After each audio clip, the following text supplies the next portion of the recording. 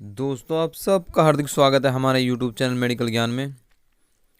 तो आज हम बात करेंगे दोस्तों टस्क्यू LS सिरप के बारे में।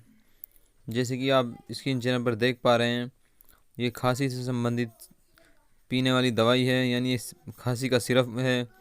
लीवोसल्बेटामोल इसके अंदर इस्तेमाल किया गया है, एम्ब्रोक्सोल, हाइड्रोक्लोराइड और गोफेंसोन इसके अंदर तीनों सॉल्ट इस्तेमाल किए गए हैं।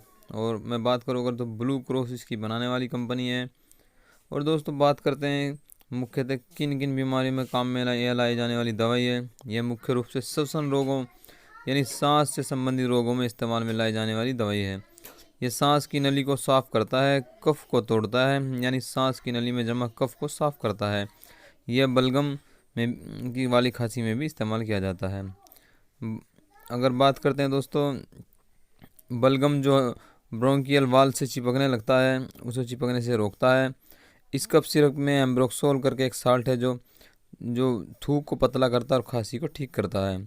और यह बच्चों में निमोनिया वाली खांसी में ज़्यादातर दी जाने वाली दवाई है डॉक्टरों के द्वारा। लीवोसल्बेटामोल बच्चों में फेफड़ों में जमा बलगम को निकालने में मदद करता है।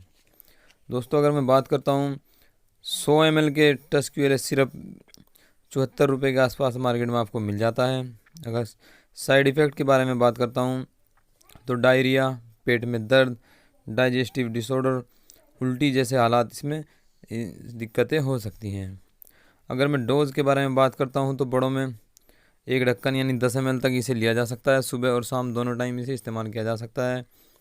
अगर बच्चों में बात करता हूँ तो 5 साल तक के बच्चों में इसे 4 से 5 ml तक इस्तेमाल कराया जा सकता है।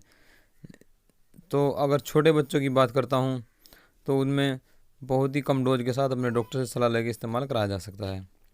जो लोग खांसी से परेशान हैं या नमूनिया वाली खांसी है, इस तरह की कोई दिक्कत है, वो इसका इस्तेमाल करके फ़ायदा उठा सकते हैं। आशा करता हूँ आपको वीडियो अच्छा लगा होगा।